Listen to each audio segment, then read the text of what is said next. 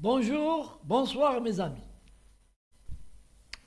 Nous sommes le 2 janvier 2025 et je vais vous faire écouter des soi-disant hommes vêtus de costumes, des hommes qui pleurnichent et qui disent n'importe quoi sur des plateaux en France, loin de tout tumulte, à l'abri.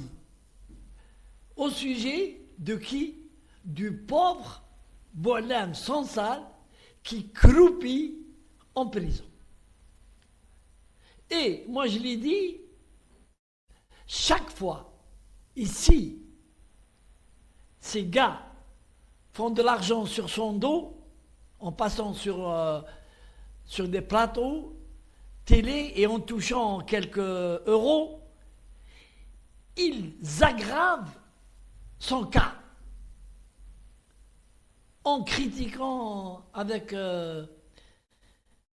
des paroles l'Algérie. Je vais d'abord vous faire écouter la preuve que Sansal que Boualem Sansal et Kamel Daoud sont des traîtres, puisque Driancourt reconnaît ce qu'il va reconnaître devant vous. Je reviens. J'avais invité notamment à déjeuner Boualem Sansal avec le président Macron lorsqu'il était venu en visite officielle à Alger. Donc Boualem Sansal, comme Kamel Daoud, avait dit au président de la République: Monsieur le Président, nous sommes la voix de la France en Algérie et ne nous abandonnez pas. Vous avez entendu l'ex-ambassadeur d'Algérie, de la France en Algérie, qui reconnaît que Kamel Daoud et Boualem Sansal ont dit au président Macron, qui était en visite en Algérie, qu'ils étaient ces hommes, les hommes de la France en Algérie. Comment vous pouvez interpréter ces paroles si ce n'est pas des harkis, des nouveaux harkis? D'accord? On passe maintenant à un plateau télé, CNews. Et je vous laisse entendre en totalité ce que déblatèrent ces personnes, soi-disant des hommes, qui s'entremêlent les pinceaux et ils disent n'importe quoi, surtout au sujet du gaz algérien. A tout de suite. Et en ce vendredi soir, dans quelques instants, on reviendra, comme je vous l'ai promis, sur cette histoire dans cette pharmacie d'Ivry-sur-Seine. Le travail des policiers réduit à néant par une décision de justice. Mais d'abord, je tenais absolument à ce qu'on parle ce soir du sort de Boualem Sansal, qui est toujours emprisonné en Algérie. Ça fait 41 jours de détention maintenant pour l'écrivain franco-algérien. On a très peu d'informations, très peu de nouvelles sur ce qui lui est arrivé. On sait simplement qu'il y a eu des grâces présidentielles dans les dernières heures pour des détenus. Visiblement, il ne fait pas partie de cela. Xavier Driancourt, l'ancien ambassadeur de France en Algérie, était notre invité aujourd'hui sur l'antenne de CNews. Il a donné les derniers éléments qui sont en notre possession. Je propose de l'écouter. On sait qu'il est à l'hôpital Mustapha à Alger, puisqu'il a un cancer, donc il est hospitalisé dans une section spéciale. On sait également qu'il y a eu hier un décret du président de la République algérienne libérant un certain nombre de personnes, dont un paragraphe concernant les personnes en détention provisoire, ce qui est le cas de Boualem Sansal.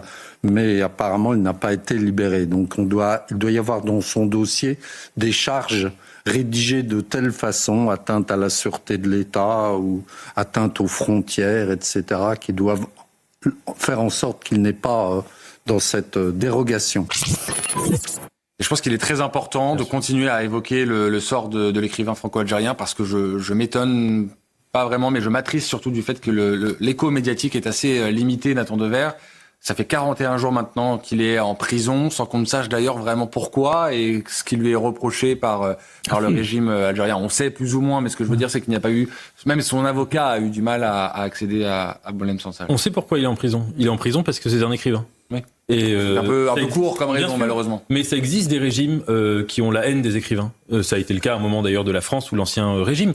Un régime qui met en prison un écrivain, quel que soit le motif, quelles que soient les opinions qu'il ait pu proférer, même si elles sont scandaleuses, c'est même pas le sujet. C'est un régime qui se disqualifie immédiatement. Et contrairement à vous, moi je veux m'étonner du fait qu'il y ait trop de silence sur l'affaire Boualem Sansal, qui est un scandale. Absolu.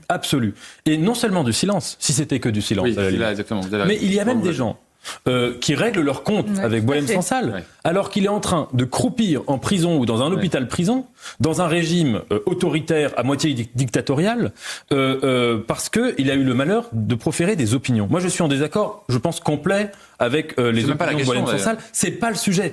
Et qu'il y ait des gens qui règlent leur compte avec lui en ce moment, c'est tellement indécent. Alors que là, le seul sujet, c'est de militer pour sa libération, et c'est surtout, enfin pas surtout, mais c'est aussi de militer pour rappeler qu'un régime qui fait ça, qu'un régime qui s'en prend à ses écrivains, regardez la manière dont ils ont traité Kamel Daoud et les éditions Gallimard depuis le mois de septembre. C'est une honte absolue. Pour la petite anecdote, moi j'avais été interdit d'entrer aussi en Algérie, j'avais reçu un prix littéraire là-bas et on m'avait empêché de m'y rendre, alors qu'en plus c'est le pays dont je viens. C'est un pays qui a un rapport pathologique à la culture, enfin pas un pays, un régime qui a un rapport aujourd'hui pathologique à la culture, parce qu'il est dans une instrumentalisation de la mémoire, interdisant notamment de mentionner les années noires qu'a été la guerre civile et la présence et l'action funeste des islamistes. Et donc, vous avez raison de parler aujourd'hui de Boualem Sansal, et espérons que nos petits mots puissent avoir un écho, qui sait, si on croit aux ondes, pour sa libération. Je vous retourne le compliment, si je peux dire. Vous avez raison aussi de dire que certains se sont déshonorés en France en faisant le procès de Boualem Sansal avant son véritable procès en France, en expliquant qu'il avait eu des mots... Voilà, qu'il était un écrivain d'extrême droite ou je ne sais quel autre qualificatif. La manière qu'on a eu de faire tomber Boualem Sansal dans les jauges nous rappelle les lettres de Cachet. Oui. Hein, c'est-à-dire le plus grand arbitraire. Là où je suis très étonné, moi, je souscris à tout ce qui vient d'être dit, évidemment, j'y souscris 100 fois. Là où je suis plus étonné, c'est qu'on n'arrive pas à faire pression sur ce régime. Et je trouve ça, pour tout vous dire, je trouve ça honteux. De quoi a-t-on peur? Nous avons 1000 moyens de faire pression sur un régime qui se nourrit d'une haine anti-française depuis bien des années. Il s'est construit, si j'ose dire, ce régime dictatorial dont nous parlons, celui-là, il s'est construit sur cette haine anti-française. Et voici qu'aujourd'hui, que se passe-t-il? Nous avons peur, mais laisser ne pas faire pression, pour moi, c'est la honte de la France. On doit tout faire. L'État français n'a pas à avoir peur. Remettons, s'il le faut, remettons en cause le traité de 68. Ce que dit Xavier Driancourt, les traités n'ont pas vocation à être pérennes. Ça ne s'est jamais vu. Sans quoi, on appliquerait bien des traités beaucoup plus anciens que celui de 68. Voyons ce qui est la grande question des visas. Enfin, on a 1000 raisons. Écoutez, on m'explique que l'on ne peut plus se passer du gaz algérien, par exemple. Mais enfin, on s'est bien passé du gaz russe, qu'on va acheter en Azerbaïdjan, pardonnez-moi, alors que l'Azerbaïdjan lui-même l'achète aux Russes. De qui se moque-t-on?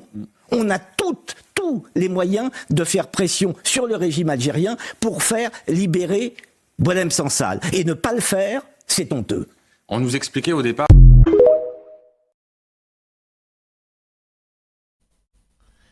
Vous avez entendu ces pleurnichards qui, assis sur leur derrière, s'attaquent à l'Algérie. Et ils disent que nous avons 1000 moyens de faire pression sur l'Algérie. Moi, je voudrais bien savoir ces 1000 moyens. Pour eux, les accords de 68, le président Tebboune lui-même a déjà répondu il y a 8 mois ou 9 mois. Et il a dit, moi, j'en ai rien à foutre des accords de 1968. Ils sont dépassés. Deuxième prétexte. On n'a pas les moyens parce qu'on achète du gaz chez l'Algérie. On achète. La Russie nous a bloqués, on achète bien chez l'Azerbaïdjan. Alors qu'ils détestent l'Azerbaïdjan, qu'ils qualifient de pays dictateur, mais ils acceptent son gaz. Et maintenant, la Russie, à partir de janvier 2025, ils n'auront plus de gaz. Où vont-ils acheter le gaz, à part de l'Algérie? Et moi, j'aimerais bien que le président Tebboune ne leur coupe le gaz. J'aimerais bien. Vous allez voir ce qui va se passer en France. En tout cas, pour finir, je dirais à ces messieurs, bon, gagnez un peu de fric en vous mettant sur les plateaux à déblatérer, mais vous ne pouvez rien contre l'Algérie. Les visas, on s'en fout des visas. Les visas, vous pouvez les garder. Les dirigeants algériens, ils ont le passeport diplomatique. Ils peuvent voyager où ils veulent avec leur passeport diplomatique, eux et leurs familles. Les visas, on n'en a rien à foutre. Vous pouvez les garder si vous êtes des hommes. Mais comme vous n'êtes pas des hommes, je parle des Français, vous n'êtes pas des hommes, vous êtes des couilles molles, vous ne pouvez rien contre l'Algérie. Allez, ciao!